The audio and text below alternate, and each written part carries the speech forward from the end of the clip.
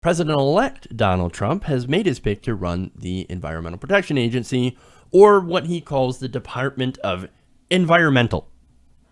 Okay. Now, according to transition officials, he is picking Scott Pruitt. Now, who is Scott Pruitt? Well, let's just say that he is not a friend to environmentalists. In fact, he's not a fan of environmental regulation, as I'm about to explain. Now, Pruitt is right now, he is the Republican Attorney General of Oklahoma, and he has sued President Obama over nearly every major regulation and executive action, including the ones on climate.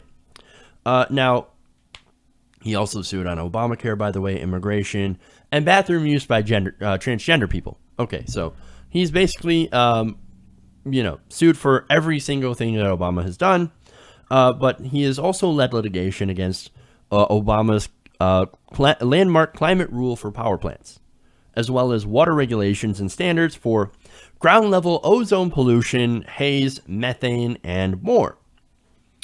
Because basically, according to him, a little bit of methane, a little bit of ozone never really hurt anybody, except for when it hurts people.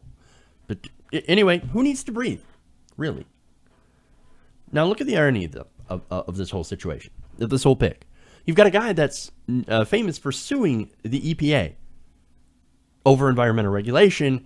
Now this guy is going to be heading up, assuming he gets confirmed by the Senate or by Congress, by the way. He's going to be running the EPA. Oh, Jesus Christ. Oh, here we go. Shit. See, this is not good, because as the Hill explains, as head of the EPA, Pruitt would help carry out Trump's campaign promises to repeal Obama's entire executive climate change agenda, including something called the Clean Power Plan. Now, he is very, very against the Clean Power Plan, as I'm about to show you. Now, what is the Clean Power Plan first? Well, it's basically the centerpiece of Obama's push to combat climate change. He ordered a 32% cut in the energy sector's carbon dioxide emissions by 2030. So, look, that's a significant cut. And there are obviously a lot of players in the energy sector that are like, whoa, too much. That's going to be too expensive for us to do.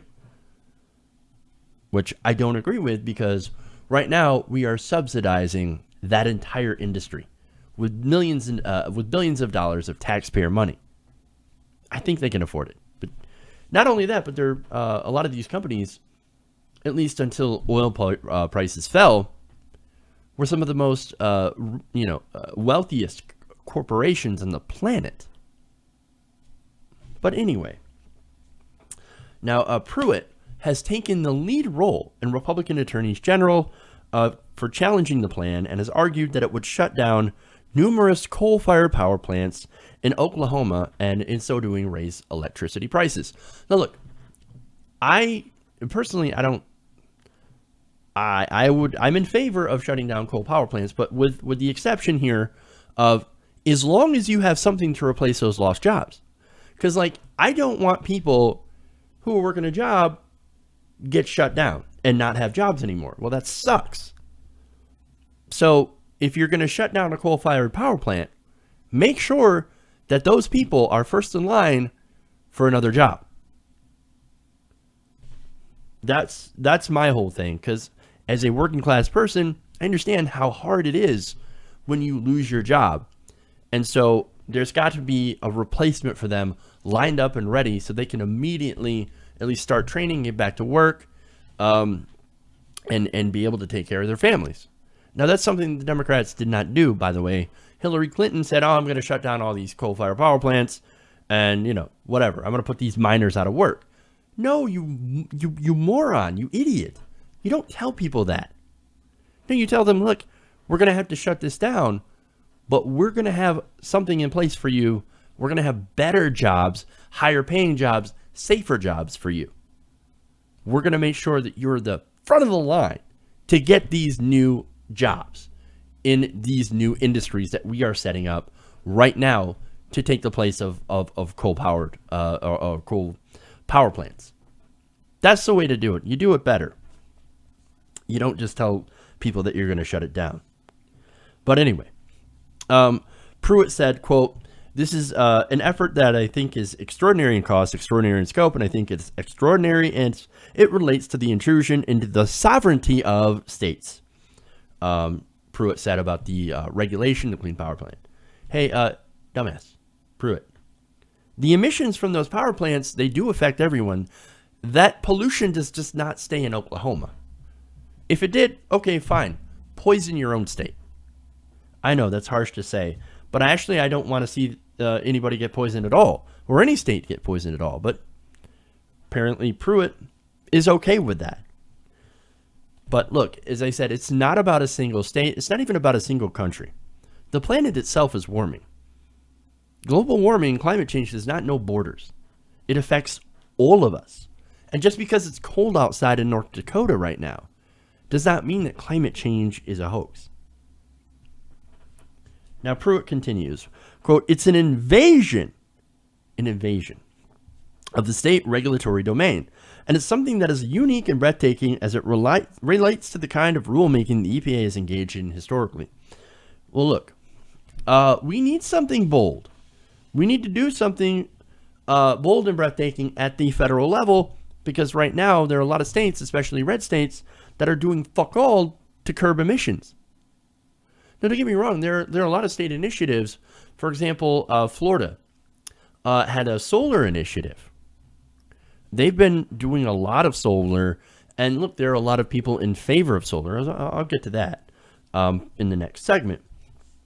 Now, also, when it comes to the Environmental Protection Agency, you have to remember that protection is part of the name.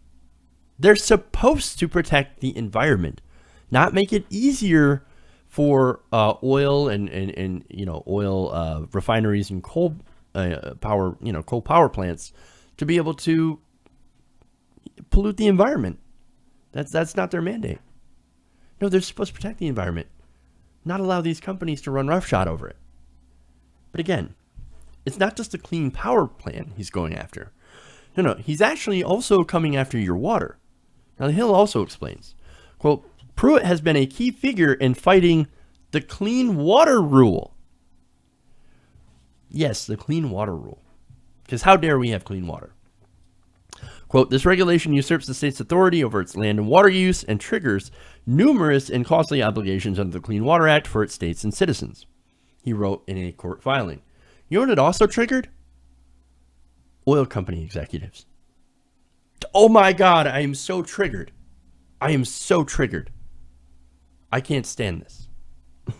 I can't stand them actually wanting to fight for clean water. How dare they? Yes, because making sure that corporations don't pollute the water is such a terrible and costly thing. Basically, he thinks that companies should be able to dump whatever they want in the water. Go ahead and self-regulate. We don't need the government regulating. No, the corporations will regulate themselves. Well, that kind of self-regulation allows places like, remember, Freedom Industries to leak toxic substances into rivers. That's what that allows. That kind of self-regulation also allows for fertilizer plants in Texas to essentially explode. Maybe self-regulation, this whole idea of self-regulation doesn't work. So look, there's his positions. And of course, those positions are fed into by his beliefs in climate denialism. In fact, in May, he co-authored a piece in the Tulsa World that said that the debate over climate change, quote, is far from settled, and that scientists continue to disagree about the degree and extent of global warming and its connections to the actions of mankind. Wrong. In fact, hold on. Wrong. Yes. Wrong. Believe me. There's not a lot of disagreement. In fact, you've got 97% of scientists that do agree that climate change is happening and that mankind is a major driver of this. However, 3% don't agree, so to him it's apparently far from settled. Gotcha. Okay. He says reasonable minds can disagree about the science behind global warming, and disagree they do. He said in a March statement with another conservative attorney general. Now, well, look, that's the problem here. Facts are facts, whether or not you disagree with them. And scientific evidence so far that has been peer reviewed, okay, that's a very important part of the process of science. It disagrees with this guy's opinion, that there's a lot of disagreement. And look, I understand science isn't monolithic. No, they constantly challenge theories and findings with new evidence. There has to be evidence involved, evidence presented. See, the whole idea of science is you've got a theory, you've got an idea, you want to see it work, so you test it. But the whole thing, the whole aim is that they're trying to disprove that theory. And if they can't, then it becomes scientific, I guess. I know I'm using these words interchangeably, obviously, because I'm not like a huge science geek. But in the science world, theory is something that has essentially been, has not been disproven yet. So I guess I'll go with that. The theory of climate change has not been disproved by any of the models yet. Now, are the models 100% accurate? No, they're models. They're guesses. But they're guesses based on information and evidence.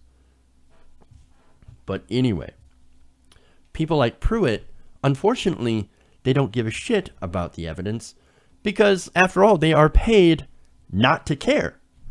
In the December 2014 New York Times investigation, they found that Pruitt sent a letter to the EPA complaining about the agency's measurements of pollution that was actually written by an oil and natural gas company, part of a secretive alliance between Republican attorneys general and energy companies. So they get together, they work together in order to try to reduce regulations that allow these oil and coal companies to make more money. And what did he get for his part in it? Pruitt received more than $300,000 in campaign contributions from fossil fuel companies, according to the National Institute on State Money in Politics. Of course, he got his legal bribes, and so he did whatever the oil companies wanted him to, said whatever they wanted him to, and sent letters to the EPA whenever they wanted him to. So that's why he denies scientific consensus, sues the EPA over regulation, so then he can hold out his hand to the oil companies and go, oh, yes, I did everything. I said everything that you wanted me to. Now, please give me my bribes. Give me my bribes. Yes, sir. Do you want me to say that there's a huge disagreement in scientific consensus? Yeah, absolutely. Just give me my bribe. Give me my bribe. That's all it is. That's all it is. And the sad thing is that it's not this guy that's going to live in the world that climate change right now is creating. He doesn't give a shit about you. He doesn't give a shit about your kids. All he cares about is his legal bribes, his money. It's all about the money. And now, unfortunately, this guy is going to be in charge of environmental policy. Elections have consequences, man. Let's just hope civilization can survive these consequences. Hey everybody, thanks for watching this video. If you want to see more like this, please hit the subscribe button below. And if you want to support truly independent, non-corporate media, go to our Patreon page and become a patron. Patreon.com/TYTNation.